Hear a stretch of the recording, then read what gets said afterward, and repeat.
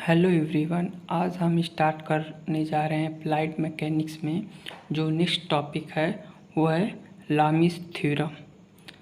लामीस theorem तो जो course में दिया है लामीस थ्योरम का, तो बेसिक डिफिनीशन दिया है और इसका फार्मूला, और उस फार्मूला जो है उसी पर न्यूमेरिकल हम लोग लगाएंगे। तो सबसे पहले इसका स्टेटमेंट देखते हैं क्या दिया है।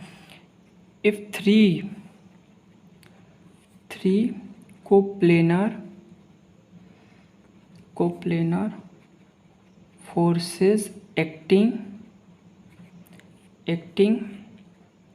on a point in a body keep it in equilibrium,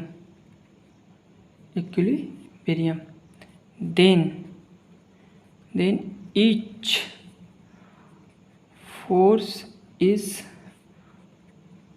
proportional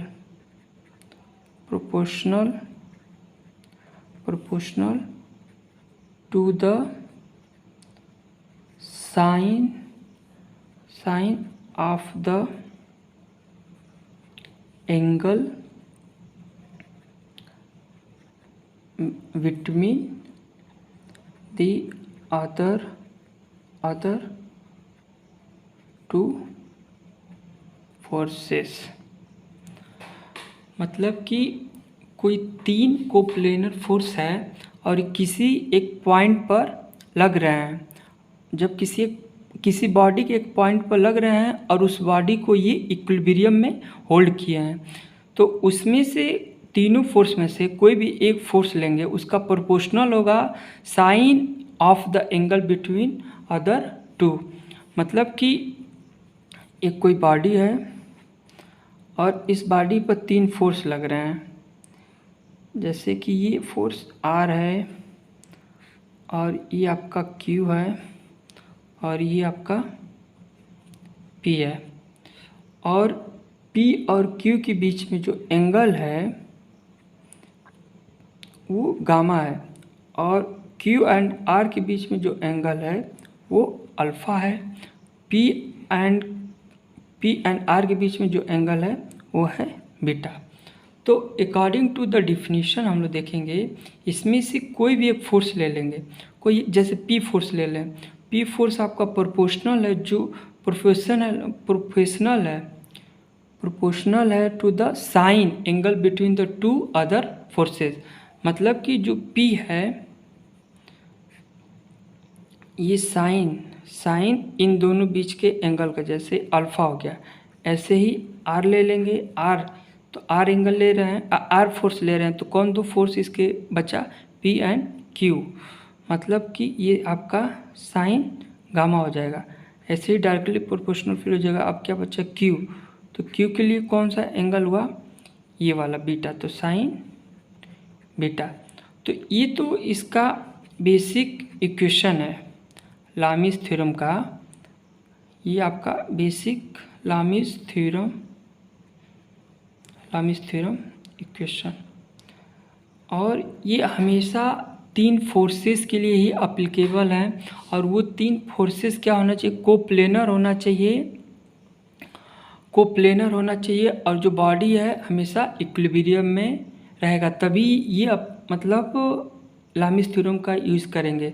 ऐसे ही हम लोग ट्रायंगल लॉ पढ़े थे, लेकिन उसमें जो दो फोर्स थे कंकरेंट फोर्स थे, तो दो कोप्लेनर फोर्स थे, और उसका रिजल्टेंट हम लोग निकालते थे। तो इसमें सबसे पहले ये तो यही इसका बेसिक इक्वेशन है। इसी पर हम लोग को जो कोर्स में दिया है, इसी के बेस पर ये डिफिनीशन दिया है और इसका ये इक्वेशन है, और इसी के बेस पर हम लोग न्यूमेरिकल लगाएंगे। तो सबसे पहला जो न्यूमेरिकल है उसको हम लोग देखते हैं कि वो क्या गिवन है। तो जो सबसे पहला न्यूमेरिकल है वो दिया हुआ है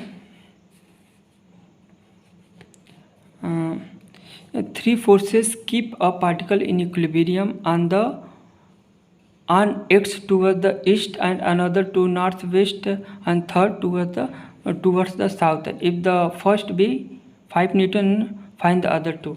मतलब कि कोई एक 3 फोर्स है वो इक्विलिब्रियम में है। जैसे ये इसमें पहले डायरेक्शन शो कर दे, नॉर्थ शो करेंगे, north, south, east and west. तो जो पहला फोर्स है, जो पहला फोर्स दिया है किधर लगाया, टूवर्ड्स द ईस्ट, मतलब कि ये ईस्ट की तरफ पहला फोर्स लगाया है। और वो भी कितने न्यूटन का दिया है, जो फर्स्ट फोर्स है तो फर्स्ट बी द 5 न्यूटन का। जो सेकेंड वाला है, जो सेकेंड फोर्स है वो दिया है ये नॉर्थ एंड वेस्ट के बीच में, नॉर्थ और वेस्ट के बीच में दिया है, मतलब कि ये वाला, ठीक है ना। ये दिया है, मान लेते हैं इसको P, और उसके बाद जो दिया है टूवर्ड द साउथ, साउथ के साइड दिया है, तो इसको हम लोग मान लेते हैं Q फोर्स। और हमें पता है ये वाला जो है ये आपका 90 का है, ये भी 90 का है, ये भी 90 का है, और ये इन दो नॉर्थ वेस्ट के बीच में लग रहा है, तो ये 90 का होगा, तो ये 45 और ये 45। तो इसमें हम लोग एक मतलब जो डिफिनीशन था उसके अकॉर्डिंग, जैसे P था, P sine alpha Q, P sine alpha, P sine alpha था, Q sign beta and R sign gamma था। मतलब ये तो लामिस थ्योरम का इक्वेशन था। तो ऐसे ही यही ये जो इक्वेशन है ऐसे ही इसमें मतलब अप्लाई करेंगे। तो जो पहला फोर्स दिया है 5 न्यूटन का, तो ये दोनों मतलब फोर्स हुए ईस्ट में, जो ई वाला दिया है ईस्ट में और क्यू। तो पहला फोर्स हम लोग देखेंगे, एक ये फोर्स हुआ ई हुआ, क्यू एंड पी यू, तो ये वाला टोटल कितने का हो जाएगा हमारा 135 का हो जाएगा। ऐसे ही ये भी 135 का हो जाएगा।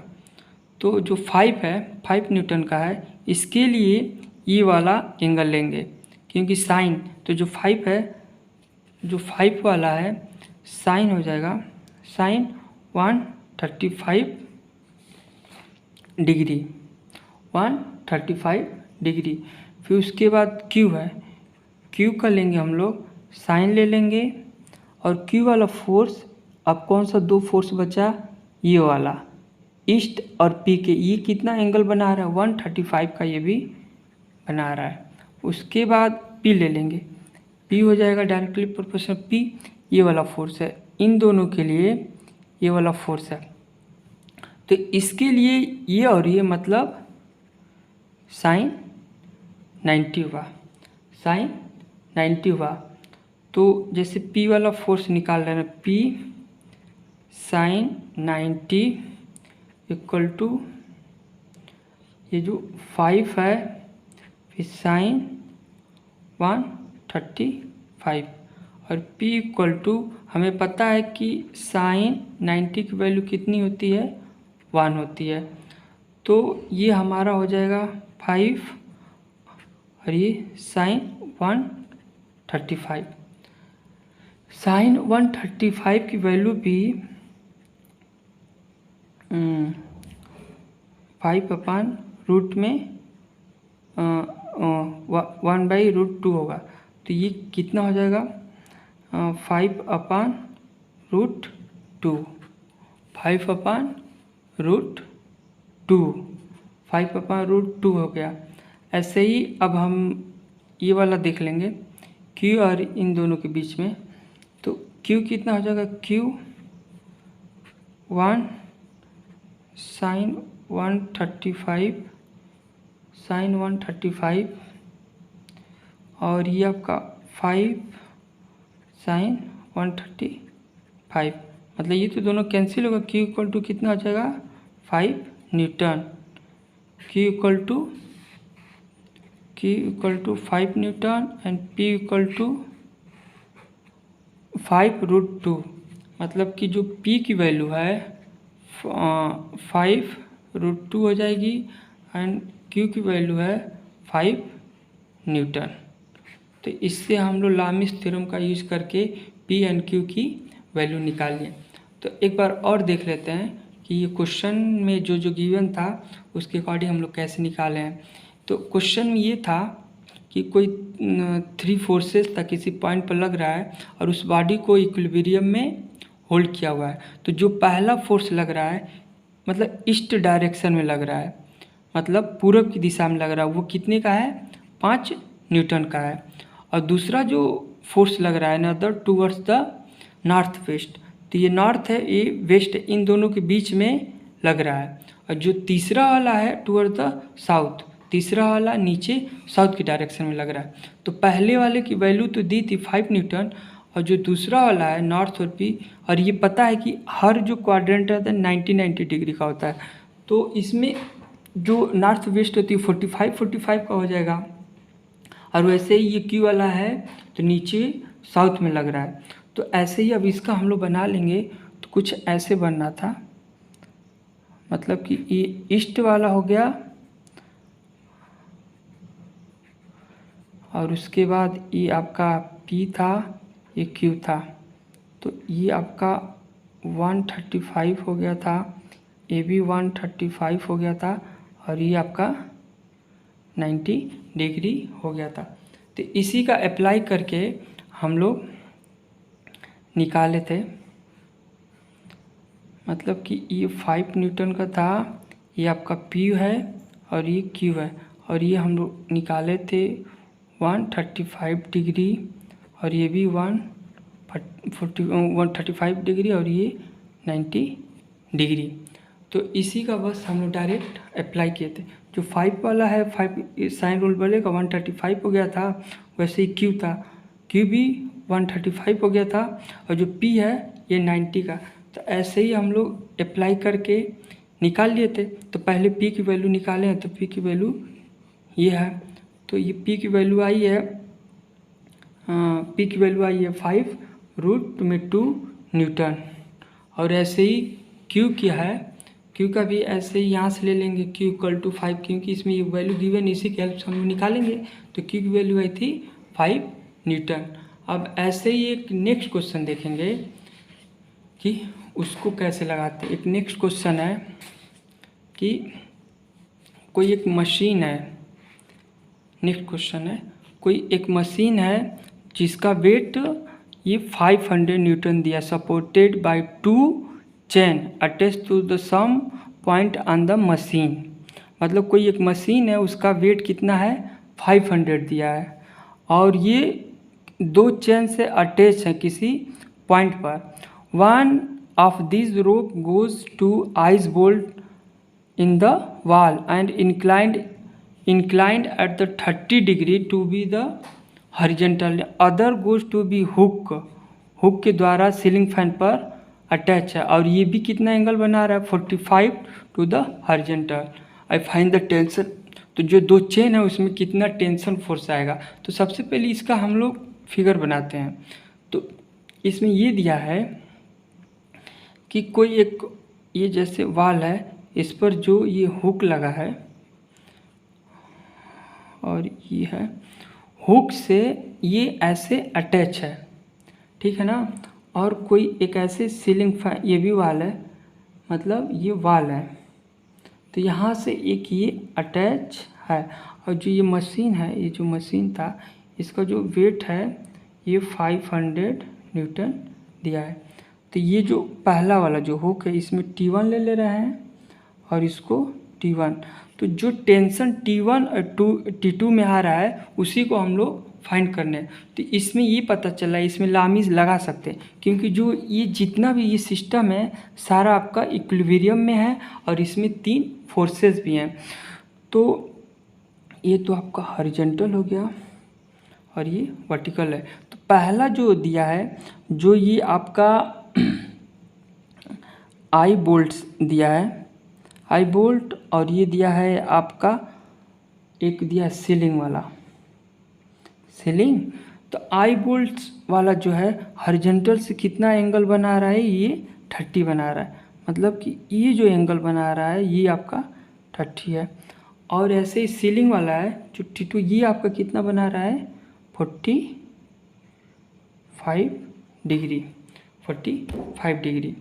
और हमें पता है कि ये जो होगा ये 90 होगा और ये भी 90 होगा, तो ये आपका कितना हो जाएगा टोटल 135 डिग्री हो गया, 135 डिग्री हो गया। और ये कितना हो जाएगा आपका